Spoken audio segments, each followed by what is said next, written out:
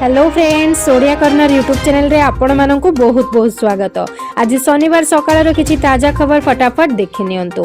विवाह और शुद्धि क्रिया रे सर्वाधिक 50 जन अतिथि प्रोसेसन को बारण। कटक और भुवनेश्वर पर नुआ गाइडलाइन जारी होईछि। विवाह शुद्धिक्रिया और अन्यान्य उत्सव पर मार्गदर्शिका जारी होईछि। विवाह उत्सव पर स्थानीय थानारू अनुमति आनिबाकू पड़िबो। विवाह कार्यक्रम रे सर्वाधिक 50 जन अतिथि जोग देई पारिबे। अन्य देश जाए विवाह प्रोसेसन को बारण करा जाईछि। सेही भली विवाह भोजी रे 50 रु अधिक अतिथिंक उपरे कटकणा लागू हेबो। 65 वर्ष रु अधिक और ठंडा होइथिबा व्यक्ति को उत्सव को मना होईछि। 10 वर्ष रु कम और प्रसूति को विवाह उत्सव को बारण होईछि। उत्सव रे समस्ते 2 मीटर दूरता बजाय रखिबे। परवर्ती टिला तातीरु मिलिला आश्वस्ति। सुंदरगढ़ को बाद देले अन्य सबुआडे 40 डिग्री तळे ताती। राज्यर प्राय अधिकांश स्थान में गुरुवार राति कालबैशाखी जनित वर्षा और पवन हो जिबा परे गतकाली समग्र राज्य में तातीर प्रभाव अपेक्षाकृत भावे कम रही और राज्यवासी तातीरु सामयिक भावे आश्वस्ति लाभ करिसंती। उपकूलवर्ती जिला गुड़िक ठारू आरंभ करी पश्चिम ओडिशार जिला गुड़िक गतकाली तातीर प्रभाव पूर्व भली अनुभूत होई नाही। केवल मात्र सुंदरगढ़ को बाद देले राज्यर अन्य समस्त शहर में गतकाली दिनर सर्वोच्च तापमात्रा 40 डिग्री तले रेकर्ड करा जायतिला। गतकाली सुंदरगढ़ तापमात्रा 40 डिग्री रहिथिला। अन्य पक्षरे गतकाली भुवनेश्वर तापमात्रा 34.9 डिग्री रहिथिबा बेले और कटक रे 33.8 डिग्री सेल्सियस रहिथिला। परवर्ती अपराह 3:30 रे टणा हेबो महाप्रभु श्री लिंगराजंक रुकुणा रथ। महाप्रभु श्री लिंगराजंक रुकुणा रथ अपराह 3:30 रे टणा हेबो। चलित वर्ष रुकुणा रथ यात्रा नै ट्रस्ट बोर्ड एने निष्पत्ति होईछि। कोविड मार्गदर्शिका अनुसार रथ उपरे 20 रु 25 सेवायत एवं रथ टणारे मोट 100 जन सेवायत और पुलिस नियोजित रहिबे। गोटिए दिन रे रथ पहुंचिबा सह 7टा सुधा पहुंचिबा नै नीति निर्घंट धार्य करा जायछि। रथ यात्रा रे नियोजित समस्त सेवायत पुलिस मानकर आरटीपीसीआर नेगेटिव रिपोर्ट बाध्यतामूलक। सेहीपरि माउसीमा मंदिर रु बाहुडा दिन अपराह 3टारू आरंभ हेबो रथ टणा। बैठक परे मंदिर प्रशासन कार्यनिर्वाही अधिकारी प्रसन्न दासଙ୍କ सूचना। परवर्ती विदेश माटी रे ओडिया बासना। ओडिया पाठशाला माध्यम रे शिखा जाउछि ओडिया भाषा। महनीय ओडिया भाषा एक पुरातन भाषा भाबरे ख्यात ओडिया भाषार अपभ्रंश को नै भाषा प्रेमी उद्वेग प्रकाश करुतिले भी एबे किंतु ओडिया भाषा रे प्रसार रे लागि पडिछंती 2 जण ओडिया। ब्रिटेन रा लंडन रे रहुथबा डॉक्टर जयश्री नंद और शुभेन्दु सेठी एबे सेठारे पिला मानकु ओडिया सिखाइबारे लागि पडिछंती। ओडिया पाठशाला नाम रे आरंभ करिछंती भिन्न प्रयास। ओडिया वर्णबोध ठारू आरंभ करी सरल भाषा रे ओडिया शब्द पिला मानकु सिखा जाउछि। कोरोना कारणरू ऑनलाइन रे एबे प्राय 70 रु अधिक जन पिला ओडिया सिखुथिबा बेले परे एहाकु संप्रसारण करा जिवो बोली जयश्री कहिछंती। भविष्यत रे ओडिया पाठशाला को नै एक विद्यालय करा जिवो और सेठारे ओडिया भाषा को पढ़ा जिवो बोली उद्योगी माने कहिछंती। परवर्ती मास्क न पिंधिले 2000 टंका जरिमाना। राज्य सरकार मास्क व्यवहार नियम को कड़ाकड़ी करिसेंती। एणिकी सर्वसाधारण स्थान रे बुलुतुबा लोक मास्क न पिंधिले 2000 टंका जरिमाना गणिबे।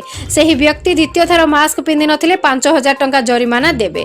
राज्य स्वास्थ्य विभाग पूर्वरु जारी करितिबा नियम रे परिवर्तन करिसेंती। राज्य सरकारक नूतन नियम वर्तमान ठारू लागू होईछि। राज्यवासी को संबोधन करी मुख्यमंत्री नवीन पटनायक शुक्रवार कहिसेंती बिना मास्क रे बाहर को बाहरंतु नाही। मास्क ही आम पाई सबुठारु गुरुत्वपूर्ण कवच। मास्क पिंधिले कोरोना को बिना लॉकडाउन रे रोकी परिबा। जदि निजर जीवन जीविका को बजाय रखिबा को चाहंती तेबे मास्क पिंधंतु। परवर्ती निर्वाचन फलाफल आसिबा पूर्वरु कांग्रेस शिविर रे छनका। विधायक प्रार्थी को आसाम रु राजस्थान नेला दल। आसाम रे विधानसभा निर्वाचन पई मतदान सरी जाइछि। आउ मे 2 तारिख रे निर्वाचन फलाफल घोषणा करा जिवो। तेबे एहा पूर्वरु कांग्रेस को घारिछि दलडिया भय।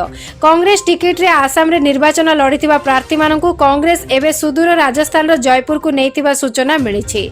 कुहा जाउछि जे एही विधायक प्रार्थी माने एबे राजस्थान जयपुर रो फेयर माउंट होटेल रे अछंती। जेभली निर्वाचन फलाफल घोषणा परे अन्य कोनोसी दल विजयी प्रार्थी को निज आडकु नै सरकार गठन न करि पारे सेही लक्ष्य रे कांग्रेस एभली पदक्षेप नेइथिबा सुनिबाकू मिलुछि। परवर्ती राज्यव्यापी 14 दिनिया मास्क अभियान आरंभ करने को मुख्यमंत्री आह्वान। मास्क न पिंधिले 2 गुणा जरिमाना। बिना मास्क रे बाहर को बाहरंतु नहीं। मास्क ही आम पाई सबुठारु गुरुत्वपूर्ण कवच। मास्क पिंधिले कोरोना को बिना लॉकडाउन रे रोकी पारिबा। जदि निजर जीवन जीविका को बजाय रखिबा को चाहती तेबे मास्क पिंधंतु। राज्यवासी को संबोधन करी मुख्यमंत्री नवीन पट्टनायक शुक्रवार यह कहिसंती। मुख्यमंत्री कहिसंती जे मु मास्क पिंधु नथिबा लोकंक ठारू जरिमाना आदाय करबाकू पुलिस और प्रशासन को निर्देश देइछि। जेउ माने मास्क पिंधु नाहंती सेमानंक ठारू 2 गुणा जरिमाना आदाय कराजिबो। देशर अन्य राज्य रे लॉकडाउन और रात्रिकालीन कर्फ्यू आरंभ होई जाइछि। आमे कटकणा मानिले ए सबुर दरकार पड़िबो नाही। आसंतु आमे आजि ठारू 14 दिनिया मास्क अभियान आरंभ करिबा। एही समय रे कड़ाकड़ी भाबे मास्क पिंधिबा नियम पालन करिबा। तेबे एहा एक अभ्यास रे परिणत होई जिवो। पूरा नाक और मुह को बंद करी मास्क पिंधिबा तेबे कोरोना को जीति पारिबा। परवर्तीटी हला मैट्रिक और युक्त 2 परीक्षा तारीख घुंचिबनी। विद्यालय और गणशिक्षा मंत्री माड़ी चलीछि कोरोना। दैनिक संक्रमण संख्या बढ़ुथिबारु छात्र छात्री पाठपढ़ा परीक्षा को नहीं अभिभावक ठारू आरंभ करी शिक्षक शिक्षयित्री पर्यंत समस्ते एबे चिंतारे थिले। कौन हेबो पिलांक भविष्यत 2020 परी एथर मध्य समान स्थिति उपजिबो नाही तो घोषणा होइतिबा तारीख रे परीक्षा होई परिबो ना नाही। गत थर परी एथर विलंबित हेबो नाही तो दशम और द्वादश श्रेणी परीक्षा को नहीं एभली कल्पना जल्पना आरंभ होइतिला। एहा उपरे पूर्णछेद लगाइछंती विद्यालय और गणशिक्षा मंत्री। से कहिछंती पूर्व निर्धारित तारीख रे अनुष्ठित हेबो मैट्रिक और युक्त 2 परीक्षा। नवम परीक्षा नहीं सरकार आलोचना करुछंती। जेहेतु नवम श्रेणी बंद रहिछि तेणु परीक्षा हेबो कि नाही से संपर्क रे आलोचना जारी रहिछि। परीक्षा संपर्क रे खूब शीघ्र जणाई दिया जिवो। अन्य पक्षरे आसंता 29 तारीख रु मे 8 मध्य युक्त 2 प्रैक्टिकल एवं मे 18 रु जून 12 पर्यंत थियोरी परीक्षा चलिबो। ताहाकू नजरे रखी उच्च माध्यमिक शिक्षा परिषद प्रस्तुति चलाइछि। परवर्ती हेला राज्य रे अभाव टीका केमिति सफल हेबो टीका उत्सव। तुरंत 25 लाख डोज टीका जोगाइबा पई केंद्र को चिठी लेखिला ओडिशा। देश तथा राज्य रे कोरोना संक्रमण उद्वेगजनक भावे बढ़ुछि। एपरि समय ओडिशा रे टीका अभाव टीकाकरण को प्रभावित करबा आशंका रहिछि। सेपटे आसंता 11 तारिख रु टीका उत्सव आरंभ हेबाकू जाउछि। तेणु टीका उत्सव को सफल करबा पई केंद्र स्वास्थ्य मंत्रालय को चिठी लिखिछंती राज्य सरकार। राज्य स्वास्थ्य विभाग रो SCS PK महापात्र केंद्र स्वास्थ्य मंत्रालय को चिठी लिखिछंती। चिठी रे तुरंत राज्य सरकार को 25 लाख कोविशील्ड डोज पठाइबाकू अनुरोध करिछंती। को दैनिक 3 लाख टीकाकरण करबाकू लक्ष्य रखा जायछि। तेबे कम टीका जोगाण जोगु टीकाकरण बाधा प्राप्त हेबा आशंका देखा देछि। परवर्तीटी हेला टिटलागढ़ रे रेल ओभरब्रिज उद्घाटन कले मुख्यमंत्री। 1042 मीटर दीर्घ रेलवे ओभरब्रिज पाई खर्च होईछि 71.59 कोटी टंका। मुख्यमंत्री नवीन पट्टनायक गतकाली वीडियो कॉन्फ्रेंसिंग जरिया रे टिटलागढ़ रे 1042 मीटर दीर्घ एक रेलवे ओभरब्रिज रो उद्घाटन करिसंती। एथिपाई 71.59 कोटी टंका खर्च होईछि। एही उद्घाटन अवसर रे मुख्यमंत्री कहिसंती जे टिटलागढ़ एक गुरुत्वपूर्ण रेल जंक्शन। ओभरब्रिज निर्माण हेबा द्वारा लोकंक गमनागमन रे अनेक सुविधा आसिबो। टिटलागढ़ सहित भवानीपाटना केसिंगा और नुआपड़ा अंचलर जनसाधारण उपकृत हेबे।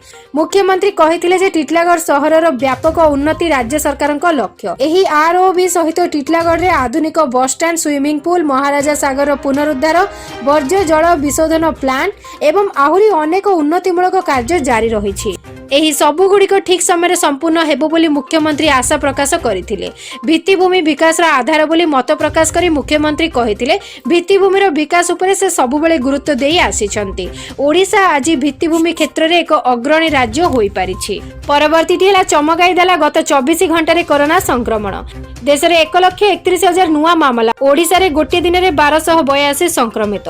देश रे द्रुत गति रे बढ़ुछि कोरोना संक्रमण। गत 3 दिन रो संक्रमण सारा देश रे भयर वातावरण सृष्टि करिछि। गतकाली रेकर्ड संख्यक 1,31,968 जन नुआ आक्रांत चिन्हट होइतिबा बेले 780 जन प्राण हराइछंती। 10 दिन मध्य दैनिक संक्रमण 2.5 गुणरू अधिक बढ़िछि। सेही भली राज्य रे मात्र 4 दिन रे 2 गुणरू अधिक होइछि दैनिक संक्रमण। गत 24 घंटा रे 1282 नुआ आक्रांत चिन्हट होइछंती। परवर्तीटी हेला जॉनसन कोरोना टीका को भारत रे क्लिनिकल परीक्षण पई मिलिला अनुमति। सफल हेले कोरोना रु मुक्ति पई गोटिए डोज। भारत रे बढ़ुतबा कोरोना संक्रमण भितरे टीकार अभाव को नै संकट देखा देइछि।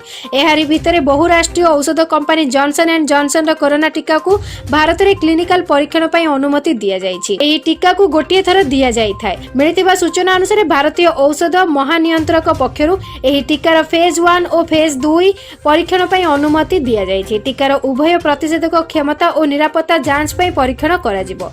एही टीकार परीक्षण सफल हेले ताहा भारत पई एक बड़ आश्वस्ति आनी देबो। कारण कारण एही टीका को थरे मात्र दिया जाए एणु स्वल्प समय एही टीका को अधिक संख्यक लोकन को देई हेबो। परवर्ती हेला डीजेल पेट्रोल परे आकाश छुआ हेला सारर दाम। इफको डीएपी ऊपर 50% दाम बढ़ाइला कंपनी। पेट्रोल डीजेल परे महंगा होईछि रासायनिक सार, जहाकु नै एबे चिंतार चाषी। देशर सबुठारु बड़ रासायनिक सार company Indian farmers fertilizer cooperative urea परे एबे चाषी माने सबुठारु अधिक व्यवहार करुथुबा डीएपी रो 50 किलो बस्तर दाम 1200 टंका रु वृद्धि करी 1900 टंका करिछि, जहाकि पूर्व दाम ठारु 58% वृद्धि बोली कुहा जाउछि।